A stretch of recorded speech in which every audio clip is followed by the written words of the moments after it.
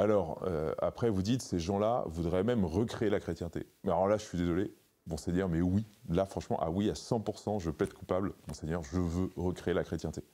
Mais, je vous rassure, je vais brûler personne. Je ne vais pas allumer de bûcher. Pour moi, recréer la chrétienté, comme disait Don Gérard, qui a écrit un très beau livre sur la chrétienté, Demain la chrétienté, qui, je pense, a marqué une partie de ma génération. Une chrétienté, c'est vouloir irriguer la société par l'évangile. Donc oui, en tant que catholique, nous ne voulons pas vivre dans un vase clos, dans un petit monde fermé.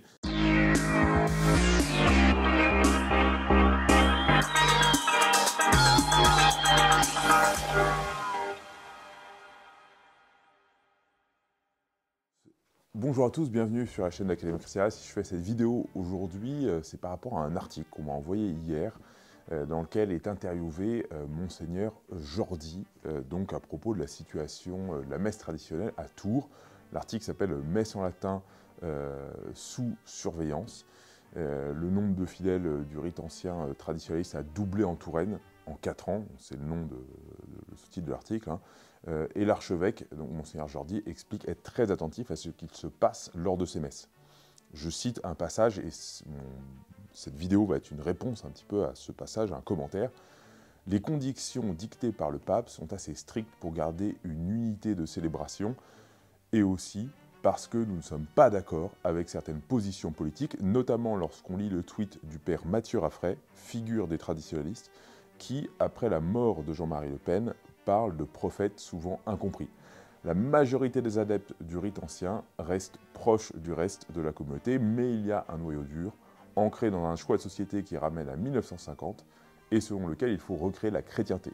Ils ont des sites de réinformation, le ton s'est durci envers les évêques, il y a un côté viriliste qui va à l'affrontement. » Alors, déjà, à qui je m'adresse? Je m'adresse à vous tous, catholiques ou non, qui m'écoutez, mais je voudrais m'adresser aussi à Monseigneur Jordi.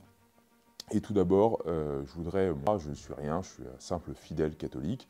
Donc dans cette vidéo, je parle en mon nom, via le média de l'association Académie Chrétienne, dont je suis le directeur et le fondateur, mais mes positions ne sont que des opinions, des observations d'un simple fidèle engagé. Je suis père de famille, j'essaye de suivre comme je peux le message de l'Évangile, mais voilà, effectivement, le message de cette vidéo va pouvoir peut-être prendre l'apparence d'un coup de gueule, et voilà pourquoi.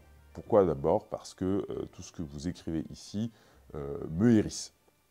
Alors, je vais prendre point par point les éléments que j'ai relevés. Le premier, c'est l'unité des célébrations. Bon, là-dessus, j'ai envie de dire très bien, moi aussi je suis pour l'unité des célébrations, mais j'observe simplement que l'Église a toujours encouragé une certaine diversité des rites pour s'adapter à différents peuples, à différentes cultures. On avait des rites chinois qui ont été faits pour s'adapter en Chine. On a été capable dans toute l'Europe d'avoir des rites différents et en Orient également. Donc c'est pas en soi, l'unité n'est pas une forme d'absolu, et elle peut devenir même quelque chose parfois qui tend vers l'incompréhension si l'unité devient une forme d'universalisme abstrait qui s'exerce comme quelque chose qu'on plaque du haut en essayant de niveler tout vers le bas, comme une forme d'égalité stricte, et qui va procéder par des décrets, par de l'autoritarisme. Eh bien je pense qu'il y a quelque chose d'assez pervers, d'assez mauvais là-dedans. Deuxième chose, je voudrais rappeler que Benoît XVI, et avec lui d'ailleurs tous les papes de l'Église, et même le pape François, ont rappelé l'importance du sacré, ont rappelé l'importance du latin, ont rappelé l'importance de la communion sur la langue, de l'orientation du prêtre vers Dieu, de l'importance de ne pas s'auto-célébrer dans la liturgie, et de rendre d'abord un culte à Dieu. Donc en gros, là dans cet article, ce que vous proposez surveiller, qui va concrètement embêter des prêtres qui célèbrent la liturgie dans l'esprit catholique, en fait vous proposez de vous attaquer à l'esprit même qui a été mis en valeur par les différents papes. Et qu'est-ce que vous faites, j'ai envie de dire, de toutes les chapelles qui sont peuplées aujourd'hui que de gens de plus de 60 ans, voire même des églises qui sont à deux doigts de fermer? Elles se vident peu à peu, elles se sont déjà énormément vidées dans les années 60. Et du coup, dans ces chapelles, on célèbre la messe comme des kermesses. Donc je pense qu'on a une jeunesse aujourd'hui, une jeune génération, c'est ma génération, mais encore plus celle qui vient après moi, qui ont soif de sacré. Nous avons soif, Monseigneur, de rite, nous avons soif d'enracinement, nous avons soif de verticalité, nous avons soif de tradition, et on n'en veut plus des délires, excusez-moi, mais de 68 arts, d'une église qui a un discours purement de communicant, qui va suivre toutes les idéologies du politiquement correct. Nous ne voulons plus de ça. Et le débat missel de Saint Pie V, missel de Jean XXIII, missel de Pie VI, j'ai presque envie de dire que notre génération, on s'en fiche. L'important pour nous, c'est une prière qui va vraiment être conforme à notre foi, à ce qu'on croit, lex orandi, lex credendi. On veut un rite qui va manifester notre foi et le sacré. Et après, en fait, concrètement, bah oui, moi je pense, c'est ce que je crois, hein, le rite traditionnel de Saint Pie V, il incarne mieux cela, il l'incarne même à la perfection, mais je connais beaucoup de bons prêtres qui s'inspirent de ce rite pour célébrer le nouveau missel, et je m'en réjouis. Voilà, je pense qu'il y a évidemment plein de choses qui peuvent advenir dans l'Église, et on n'est pas obligé forcément de tout calquer sur des formes anciennes. On peut évidemment réformer le missel, voilà, mais l'objectif c'est de chercher la foi, la transcendance, la vérité, le sacré, la beauté. Alors deuxième point qui m'a un peu irrité dans cet article, c'est quand vous parlez des positions politiques. Mais pour moi, c'est là où vous fourvoyez le plus, Monseigneur. Pardonnez-moi, mais moi je suis un converti, et ma conversion, elle coïncide à peu près au moment où j'ai découvert la messe traditionnelle.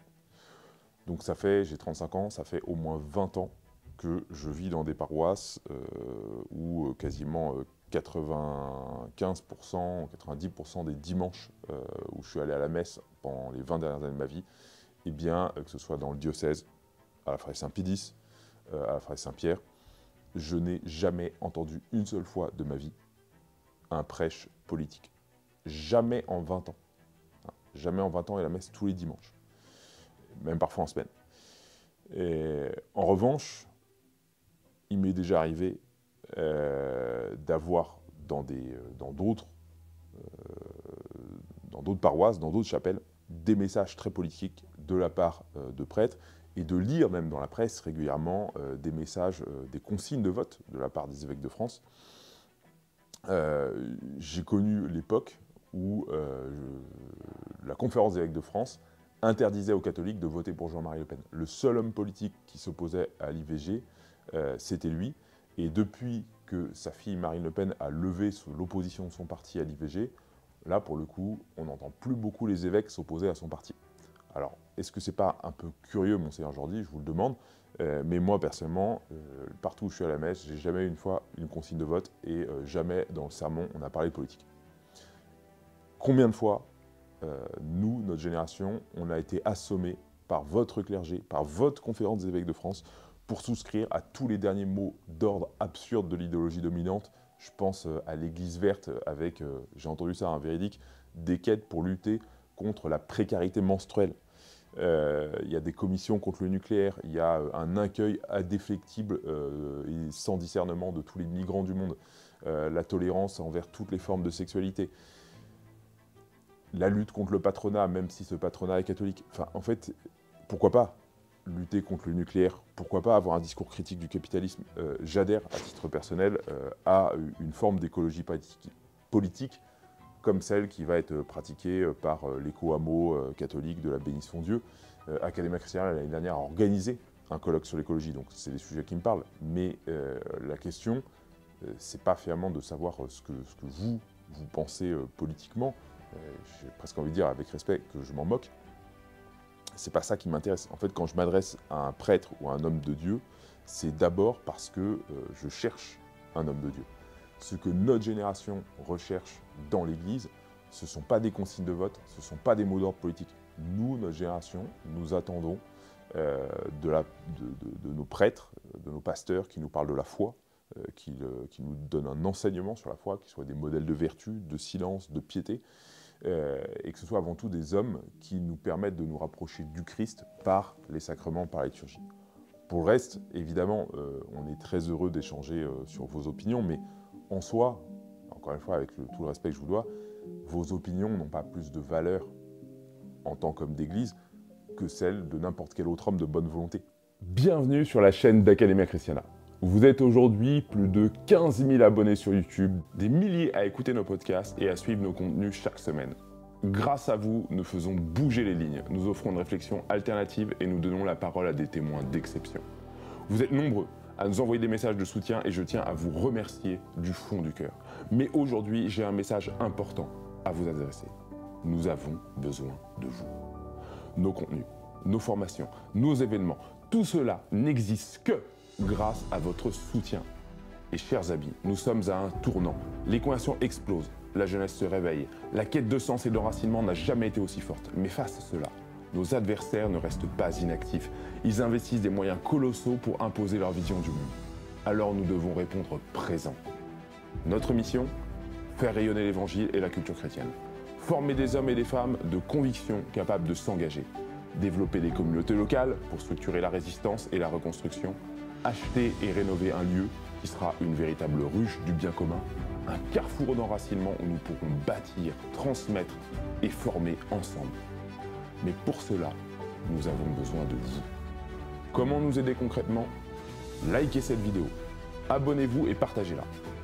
Plus nous serons visibles et plus notre message portera loin. Et aussi inscrivez-vous à nos événements, le Congrès du bien commun, les universités d'été, les Feux de la Saint-Jean, les férias, les sessions de formation. Tout est sur notre site internet academiachristiana.org. Mais enfin, et le plus important, faites un don. Votre soutien financier est essentiel. Si vous adhérez à notre association, l'association culturelle d'éducation intégrale, vous allez rejoindre un réseau d'entraide. Vous aurez un espace membre exclusif et vous pourrez contribuer directement à nos projets. En faisant un don, vous nous donnez les moyens d'agir, d'organiser encore plus d'événements, de renforcer notre présence, de bâtir des lieux concrets pour former et transmettre. Alors ne restez pas des spectateurs, c'est ensemble avec vous que nous allons pouvoir bâtir une renaissance catholique et enracinée. Nous sommes l'espoir d'un réveil, nous sommes le ferment d'une civilisation qui refuse de disparaître. Il compte sur vous, je compte sur vous. Faites un don dès maintenant, tout devient possible avec vous. Vous pouvez nous soutenir sur academiachristiana.org. Alors, troisième chose qui m'a marqué dans ce que vous écrivez, c'est vous scandalisez donc, du tweet de l'abbé Raffray qui parle de Jean-Marie Le Pen comme d'un prophète souvent incompris. Est-ce que, sincèrement, c'est infâme de penser ça ? Est-ce que Jean-Marie Le Pen on peut en penser ce qu'on veut, mais en fait, dire qu'il est un prophète incompris, si j'essaie de traduire, d'expliquer ce que ça veut dire qu'en gros, il a prophétisé la dilution de l'identité française, c'est-à-dire en fait de notre culture, de notre manière d'être au monde, spécifiquement française, de notre peuple. Et aujourd'hui, franchement, qui peut nier cela ? Faut vraiment vivre en dehors du monde pour ne pas constater que notre pays a subi des transformations qui sont immenses au cours des dernières décennies. Et si on a besoin de caution scientifique à ça, je pense qu'on peut donner des grands noms comme Jérôme Fourquet, Emmanuel Todd, Christophe Guilluy, Michel Tribala. Enfin, je veux dire, aujourd'hui, en fait, les constats des transformations de notre pays sur les 40-50 dernières années, c'est pas un jugement de valeur, c'est un fait. Donc, Jean-Marie Le Pen a annoncé ces transitions en amont. Dire en soi qu'il est un prophète souvent compris, c'est parce qu'effectivement, tous ces sujets-là sont des sujets politiquement incorrects. Voilà, mais moi, je ne vous demande pas, entre guillemets, je sais qu'il y a des gens qui peuvent se réjouir de ces transformations, d'autres qui les déplorent. Pour ma part, moi, en tant que père de famille, en tant que directeur d'association, ce que je recherche, c'est le bien commun de mon pays. Et oui, monseigneur, excusez-moi, c'est peut-être maladroit de ma part, mais je suis attaché à ma culture. J'aime mon pays, j'aime la France, et j'ai envie de transmettre ça à mes enfants parce que je pense que c'est la seule richesse que j'ai reçue. Évidemment, richesse que j'ai reçue, l'évangile est une richesse bien plus grande, mais c'est ça que je veux transmettre à mes enfants. Je considère, si vous voulez, que tout ce que mes ancêtres m'ont légué, eh bien maintenant que je suis père de famille, c'est à moi de le transmettre aux générations futures. Et je considère Jean-Marie Le Pen comme une figure qui a résisté face à toutes ces entreprises de déracinement de notre pays. J'en fais pas du tout un totem politique, j'en fais pas un saint.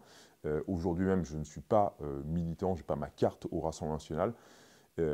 Mais ce que je ne comprends pas, c'est pourquoi jamais un évêque n'a un mot pour toutes ces victimes innocentes, le jeune Thomas, la jeune Lola, la jeune Philippine. Pourquoi? Parce qu'elles ne sont pas politiquement correctes. Est-ce que vous pensez que Jésus-Christ, notre maître, n'aurait jamais consolé ces familles?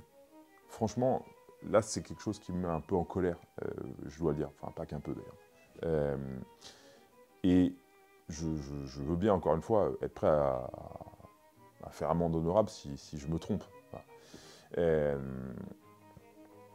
J'ai l'impression qu'aujourd'hui, il y a une telle insécurité, et insécurité dont personne n'ose parler. Et en tant que catholique, je crois que tous les partis sont décevants. Mais en fait, même si on voulait faire sans eux, ils seraient quand même là. C'est pas possible. Donc quand l'abbé Raffray écrit que Jean-Marie Le Pen a été un prophète souvent incompris, il n'est pas en train de canoniser Jean-Marie Le Pen, il dit seulement que cet homme a annoncé des choses que personne ne voulait voir et qui se sont réalisées. Franchement, Monseigneur, où est le mal?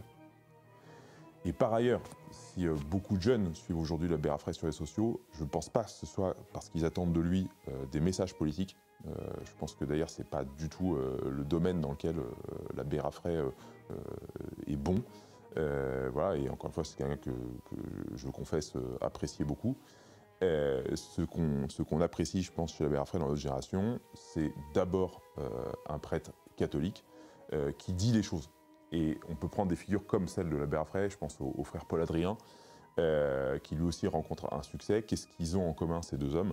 Ce sont des hommes qui ont un parler franc, qui parlent de l'évangile, et 90% de ce qu'ils disent, de leurs discours sur les sociaux, ça parle de l'évangile.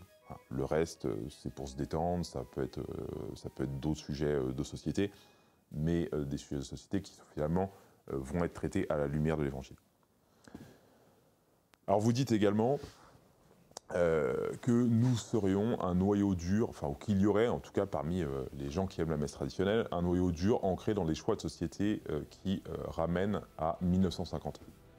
Alors, là, quand j'ai lu ça, je ne savais pas vraiment à qui vous faisiez référence. Donc oui, si c'est pour dire qu'il y a des marginaux dans l'Église, chez les tradis, franchement, pas de souci. Mais je crois sincèrement que des marginaux, il y en a partout, chez les tradis comme ailleurs. Et au passage, je rappelle que les moines, par exemple, vivent sans ordinateur, sans téléphone. En fait, ils ne vivent pas comme dans les années 50, ils vivent comme au Moyen-Âge. Donc, je pense que si c'est encadré par une règle, si tout ça, ça a du sens, si c'est cohérent, encore une fois, où est le mal? Au contraire, je pense même que c'est bon qu'il y ait des personnes qui soient retirées du monde pour qu'elles puissent nous accueillir pour faire des retraites. Alors, après, vous dites, ces gens-là voudraient même recréer la chrétienté. Mais alors là, je suis désolé, Monseigneur, mais oui, là, franchement, ah oui, à 100%, je plaide coupable, Monseigneur, je veux recréer la chrétienté. Mais, je vous rassure, je vais brûler personne. Je ne vais pas allumer de bûcher. Pour moi, recréer la chrétienté, comme disait Don Gérard, qui a écrit un très beau livre sur la chrétienté, Demain la chrétienté, qui, je pense, a marqué une partie de ma génération. Une chrétienté, c'est vouloir irriguer la société par l'évangile. Donc oui, en tant que catholique, nous ne voulons pas vivre dans un vase clos, dans un petit monde fermé, en mettant notre petite foi de notre côté, coupée du reste du monde. Nous sommes le sel de la terre, et oui, nous voulons convertir. Nous voulons annoncer l'évangile, et nous voulons même, pire que tout, nous voulons que les institutions, que les lois, que la culture puissent nous rapprocher de Dieu, plutôt que nous en éloigner. Et pour ça, nous, on n'attend pas le retour du roi pour commencer. Il suffit d'appliquer l'évangile au quotidien, de ne pas se cacher, d'agir publiquement pour le bien commun. Et voilà, ça peut être des exemples très concrets. Hein. C'est dans la culture, des spectacles où il y a des héros, des saints qui ne sont pas caricaturés, comme c'est le cas dans 90% des spectacles aujourd'hui, mais mis en valeur. Des écoles où on assume l'évangile dans toute la vie de l'école. Des associations ou des mouvements où on met concrètement en pratique la charité, en commençant par la justice sociale. Donc oui, Monseigneur, nous voulons Dieu dans nos familles, nous voulons Dieu dans nos écoles, nous voulons Dieu dans nos entreprises, dans nos nations. Et rassurez-vous, ce n'est pas un retour à un ordre moral, c'est la volonté simplement de vivre de la parole de celui qui dit « Je suis la voie, la vérité, la vie ». Il est la vie. Donc n'ayez pas peur. Il n'a pas dit « Je suis la police des mœurs, je suis le grand inquisiteur ». Il dit qu'il est la vie et nous en sommes conscients. Comment pouvons-nous, nous catholiques, faire comme si on pouvait s'accommoder d'une société qui veut nier le Christ? Alors qu'on soit indifférent au Christ, c'est déjà un problème. Mais déjà, si les gens dans la société acceptent qu'on leur parle de Jésus sans nous tuer en tant que témoins qui parlons du Christ, c'est déjà bien. Mais dans certains cas, on a l'impression aujourd'hui que notre société, elle est carrément contre tout témoignage chrétien, qu'elle veut persécuter les témoins. Et je vous demande, Monseigneur, de quel côté voulez-vous aller? Vous dites après, ils ont des sites de réinformation. Oh là là, des sites de réinformation, attention. Bah oui, mais c'est vrai qu'aujourd'hui, il est de bon ton de fermer les chaînes de télévision parce que les opinions qu'on attribue aux journalistes ne nous plaisent pas. Mais en fait, en réalité, quand on réfléchit bien, avoir un site de réinformation, pour moi, c'est déjà un problème. Parce que qui dit site de réinformation, sous-entend qu'on est déjà banni des médias, qu'on est banni partout, qu'on est obligé de s'exprimer ailleurs. Et je ne connais pas Monsieur Bolloré, mais je crois que c'est quand même le seul aujourd'hui groupe de médias qui a permis la diffusion de la messe du pèlerinage de Chartres sur une chaîne de grande écoute. Et c'est une des chaînes de son groupe qu'on interdit aujourd'hui. Donc pourquoi il y a une presse alternative? Pourquoi est-ce qu'il y a de la réinformation? Parce que je pense qu'il y a des médias dominants, parce qu'il y a une censure d'État. Moi, je le vois très bien à mon échelle personnelle. Je dirige aujourd'hui une association qui rassemble des centaines de jeunes convertis. Et je suis persona non grata dans beaucoup de médias. Donc oui, je suis présent dans les médias de réinformation, dans les médias alternatifs, parce qu'il y a aujourd'hui un vrai clivage dans la société que je déplore. Ce clivage nous empêche de débattre sereinement et j'aimerais qu'on arrive à pouvoir parler entre Français, même si on n'est pas d'accord, c'est pas grave.